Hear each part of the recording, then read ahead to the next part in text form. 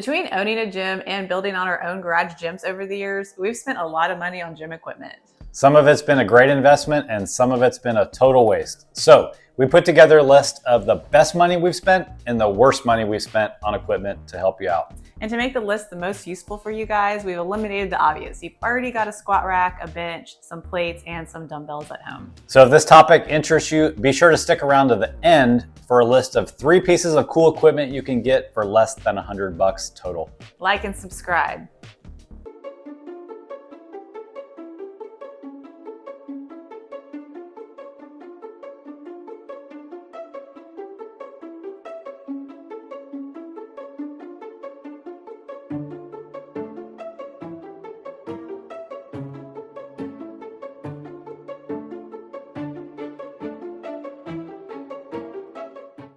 One of the best investments I've made in our gym is getting a women's barbell, aka the Bella bar from Rogue. The Bella bar weighs 35 pounds as opposed to the normal 45-pound barbell. The biggest feature is it has a smaller diameter grip for a smaller hand, and it's a little bit shorter. I just find them easier to handle. One of the best features besides the grip width of having a lighter barbell is for loading. Pretty much putting 15s on each end is the lightest weight that you want to put on a barbell. The 10s are just not sturdy enough to hold the weight of the barbell. Putting 15s on your barbell starts you at 65 pounds. So if you're a beginner, this is a great place to start for like a deadlift or a clean or any weight that you're pulling off the ground. Bella bars start about $235 on Rogue, and they go all the way up to about $375, depending on if you want some power coating or not. I've had this Bella bar, this is the base model, and I've had this since about 2012, so it's like 11 years old. Has held up great, and I still use it today. One of the best investments I've ever made in workout gear is a pair of dedicated weightlifting shoes. Now these look pretty rough because I've had them for like 11 years now. That should tell you that a good pair of weightlifting shoes will last you a long time. I don't remember what I paid for these since it was so long ago, but I think they run between $100 and $200 a pair now. But it makes a big difference in the way that you lift. It will improve your squat form for sure. And it's just part of the equipment that you need to get a good, safe, effective strength workout in. You wouldn't go bowling wearing your running shoes or your flip-flops, so you should have a legitimate pair of weightlifting shoes for squats especially. The thing about a weightlifting shoe is it creates a really flat bottom, which is important. And the back is especially stable. It's made of a hard plastic usually, and it's a little bit thicker in the back, which creates a nice taper towards the back where it gets thicker. That will help you get deeper into your squats with limited ankle mobility and just provide a really stable base for you to squat with. Invest in a good pair of weightlifting shoes. It'll be well worth it. I would say that the best investment we've made in our gym is getting bumper plates as opposed to working with mostly metal plates. Bumper plates are made of a rubber material. They're super durable. You can drop them, and they're all built to be the same diameter off the ground. Here is a 45-pound plate, and here is a 10-pound plate. And as you could see on a loaded barbell, this puts the bar exactly where we want it to do any kind of pulling off the ground. Here's a metal plate for an example. This is a 25-pound metal plate. And as you can see, when you load the barbell, it's going to put the bar at a much lower position that is not safe to pull from the ground. Bumper plates are more expensive than metal plates, but I think their benefits far outweigh the extra cost. If you're looking at getting bumper plates, I recommend the High Temp. High Temp are made from a recycled tire material. They're super durable. They're a little bit gritty. Some of the other ones can be too smooth and they're hard to manipulate with. And we've had these for at least 8 years and we've never had one break on us. Some of the best money I've spent is on this Landmine Handle attachment. Sometimes dumbbell rows get a little bit too heavy to do with one arm at a time, and you don't want an expensive pulley machine. That's why this is so cool. Let me show you how it works. So as a supplement to doing single arm dumbbell rows, or if you don't have a cable machine to do seated rows, the Landmine attachment lets you load the bar really heavy and you can still get that row motion. Great for the lats, great for the backs of the shoulders. Definitely money well spent. These run about $80 on Rogue or similar websites. There's some cheaper ones on Amazon too, but I recommend spending the money for a good one. A piece of equipment that is not a huge investment, but I consider it in the must list in your gym space is a Plyo Box. Plyo boxes are so useful for jumps, for step-ups, for weighted step-ups. You can even use them for dips or a bench press box if you're in a pinch. Plyo boxes are really cool because they come in 3 different heights, as opposed to just getting a step that you cannot adjust. Your standard Plyo box is a 20-inch by 24-inch by 30-inch. We actually had this one custom made to be a 15 by 20 by 24-inch. We like to keep this one in our gym space. It's lighter, it's easier to move, and it has all the sizes that we need. Buying a new Plyo box off of Rogue today costs you about $175 for the wooden ones, all the way up to about $275 if you wanted to get the ones coated in foam. We actually had these made by a carpenter. I know that you can download some blueprints off the internet and make them yourself if you're handy. So personally, some of the best money I've ever spent in the gym is on lifting straps. I'm very prone to elbow tendonitis, which usually comes from overworking your grip. So I can use lifting straps on heavy exercises like rows and dumbbells to take some of the work off my grip. I'm not trying to have the strongest grip in the world. I'm just trying to lift a lot of weight. Let's talk about the different kinds though, because they vary.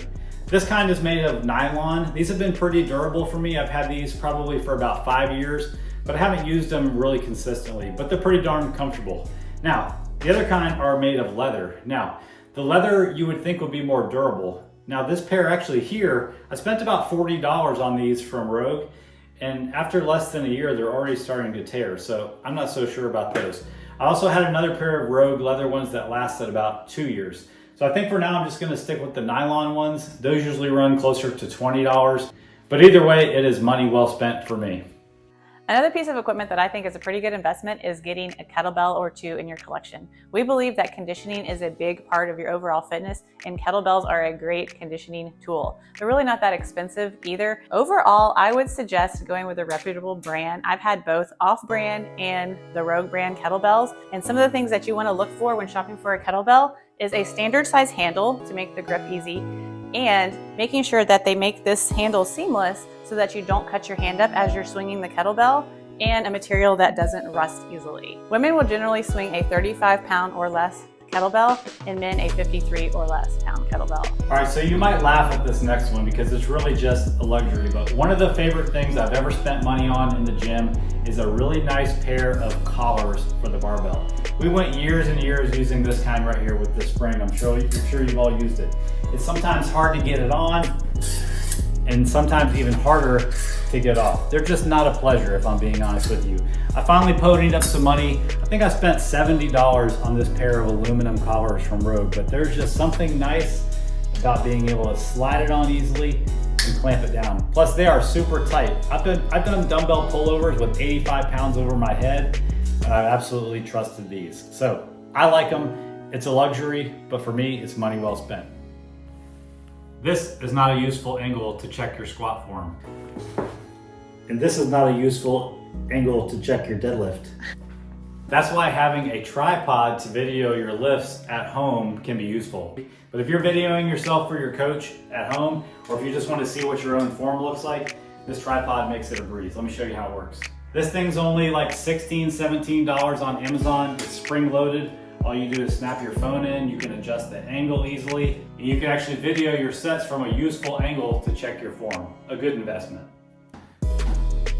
Last but certainly not least is our walking pad. Think of it as like a miniature treadmill that's way cheaper than a traditional treadmill and takes up way less space in your gym, your wherever, your office. The cool thing about this is it doubles really as a treadmill and a walking pad. You can ramp this thing up to 7.5 miles per hour, which is an 8-minute mile, if my math is right. Or you can just walk on it while you work at like 1.5, 2 miles per hour. This particular model has these bars right here that you can hold on to. We actually built a platform that we can set across it so we can put our laptop on here and work. A lot of models don't have this, and this folds down so you can actually slide the whole walking pad under your desk. It's a great way to get in extra steps and calorie burn during the day, stay active, but it also doubles as a place for us to run when the weather's not good. Well worth the $360 on the Amazon. Okay, so we haven't always made good investments in gym equipment. We've wasted some money on things that we regret too, so let's get into those. Number one is something we don't even have anymore because we finally got around to selling it. It's called a GHD, it stands for a Glute Ham Developer. They're all the rage in CrossFit. You see them in the CrossFit games all the time. Sometimes CrossFit gyms have them. But the truth is, there's only like 2 things you can do with it. They're like $700. They take up a ton of room, and they're just not necessary to get in great shape. Yeah. So we finally broke down after ours collecting dust for 3 years. Maybe more.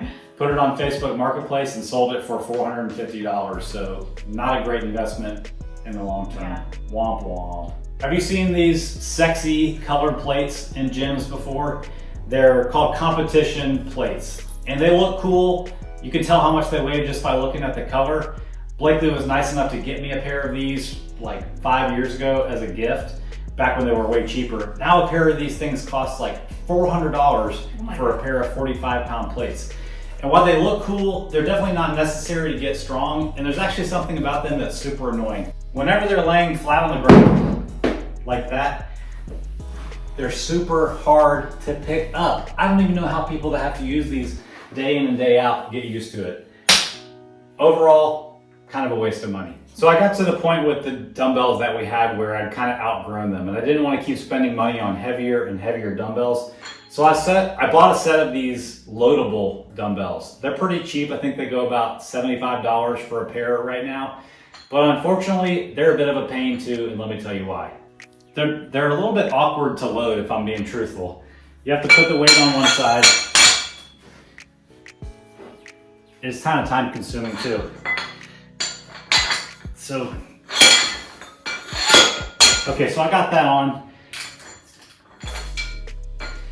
And you gotta clip them.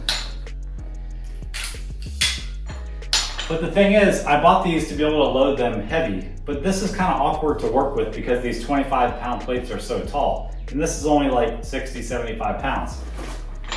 When you go to use it for something like a dumbbell row, the weights are so tall, they're kind of in the way when you want to do different movements. Plus, they're just kind of awkward in general. Another big complaint about these, especially the cheap ones, is the knurling is way too aggressive. It ends up tearing up your hands. All in all, I wouldn't get these again. I just don't use them that much. All right, so this one's a little bit tricky. We bought these adjustable dumbbells to take with us in the camper because they go from 10 to 50 pounds. But really, I kind of regret it a little bit because they're not exactly what I thought, and they're not exactly as useful as I thought. We went for the cheapest version of these, and ours only adjust every 10 pounds. So you go from 10 to 20 to 30. More commonly, I will use like a 15 or a 25, so I'm missing those weights when we're out in the world. Plus, the fact is, there's only 2 dumbbells, and there's 2 of us. So you can only work out one person at a time. Whereas if we would bring our traditional hex dumbbells that we have, we could bring multiple weights and we could probably work out at the same time. Another super awkward thing about these is anytime you want to move them, like from the house to the truck, from the truck to the camper, you have to move them as the full 50 pounds, which gets kind of heavy if there's any kind of distance to cover. You also need to put them back in its shell before you adjust the weights. So it has this base that you can remove it from, but in order to readjust the weight, you need to set it back down where you got it, manipulate it, and then adjust your weight, and then lift it back up. Yes. So anywhere you want to use the dumbbells and change the weight, you actually have to bring these platforms with you to be able to change the weights too. Plus, it's not always that easy to get the dumbbell locked back into place to change the weight. But I would say for something like taking them camping, taking them on trips, I am glad that we have them. We have 100 pounds total of dumbbells that we have to carry. We used to want to carry, I want this weight and this weight and this weight and this weight, and we end up with way more weight than we actually ever used. I think they're worth it for one-time uses like going camping or traveling, not worth it for everyday use in your gym. Yeah, because I think a lot of you watching this are thinking, or you have adjustable dumbbells, and you're probably relating to a lot of this. It can get a little bit annoying, and sometimes just that little bit of extra annoyance can be the difference between you wanting to work out or not. So reduce the friction and get dumbbells you actually like to use. Another piece of equipment, kind of regret buying, probably not worth the money. Hey, this was a gift to me. The assault bike. Well, you bought me the competition. You bought me the competition plates. I bought you the assault bike. All right, here's the thing with the assault bike. It only does one thing. You can pedal on it. That's pretty much it. You can use your arms too, but we're gonna let that one slide. It takes up a lot of floor space. It's like $700 plus tax. I think it can be good for like sprint work and things like that. But we're trying to get the most bang for our buck, and buying any kind of piece of equipment that only does one thing sometimes isn't the best value. You can always use your walking pad to get extra cardio and get outside, get some sunshine, get it on an actual bike and go somewhere. But I think the assault bike is overrated as far as how much it costs. I don't think it's as overrated as he says. When we lived in Idaho, I used this thing all the time. It was often cold and wet outside, and instead of running, I was always on this thing. At that time, we didn't know about the walking pad or have that option. I would use this thing several times a week. So that's our opinion, my opinion. That's his opinion. I like it. Sorry, assault bike. Speaking of pieces of equipment that were a waste of money, the Sand Dune Stepper. This thing is designed to make it feel like you're walking in sand, which I guess is a cool idea if you think about it, because it makes walking, which is something kind of a low barrier to entry, a little bit harder. I mean, you got a gift card from a client for Rogue, yeah, and you ended up getting this. I wanted to try the Sand Dune, something I wanted to try. But and it's good for rehab, for ankle issues. It's not good for anything. Guys, this thing is like $275, and it's just really a glorified piece of foam that you stand on. You could probably find like a cheap mattress on Facebook Marketplace and cut it up into a piece this size and get the same training effect. Not a good use of money. Sorry, Sand Dune Stepper. Pieces of equipment that were a waste of money that we don't agree on this one. This is the Bret Contreras glute bench in the large size. Bret Contreras is known as the glute guy. If you want to see a whole bunch of women in their underwear with their butts hanging out, follow him on Instagram. But he invented this piece of equipment to make hip thrusts easier. Does it do that? Yes. Probably. Why do you like this piece of equipment? Because the bench is unstable. It slides out from under you. A regular bench. A regular bench, you feel like you're going to tip it over. You feel like you have to add a couple, 100 pounds of weight to make it stable before you lean against it. And it's a little bit uncomfortable on the back. Throwing this thing down, it has a sticky bottom. It's in place. You just sit against it, get your barbell in place, lean against it, and you're good to go. I don't know if you guys noticed, but when she first sat down and leaned up against that thing, it slid back a little bit, and she didn't even have a barbell on her. The bottom of it has a sort of sticky surface on the bottom, but if I had 200-300 pounds loaded up on our barbell, she has to stand behind me and keep this thing from scooting, which is really the point of having the thing, is so that you can do the exercise effectively without the assistance of somebody else. We've had this disagreement before on a podcast. A lot of it is in the technique that he uses. He pushes against the device and I push into it, which is the correct way. And I never have to have him hold the glute bridge down, the glute bench down for me. And I always have to hold it down for him. All right, maybe that's true. But the other thing about this is you can only buy this directly from Bret Contreras' website. This thing in the large size, which you're gonna need if you're an adult, is $230. And you have to pay an additional $30 for shipping. So we're up to over $250. And another gift that he got me that he obviously regrets. Look, if she likes it, I'm happy, but I feel like specialty pieces of equipment like this are kind of a waste of money. I guess another benefit of it is, if I have to think of one, is you can use it as a bench. Yeah, I've used it as a bench when we're both benching at the same time. I've used this. It's quite a bit lower than a standard bench, but does the same thing. If I had it to do over again, I'd spend the money on a couple outfits from Noble. All right, 3 pieces of equipment that you can get for less than $100 that I think will really benefit your collection. A jump rope, a hip circle, and some TheraBands. The jump rope is another great conditioning piece. I recommend that you get a wire jump rope if you have a matted surface. If you're jump roping on the concrete, then go ahead and get a rubber jump rope. The hip circle, a must for those glute gains. Wrap this around your legs, do some squats, do some glute bridges, do some side steps, and you'll feel that burn. And last but not least, TheraBands. These are cheap. You can take them when you travel. They give you a great pump finisher.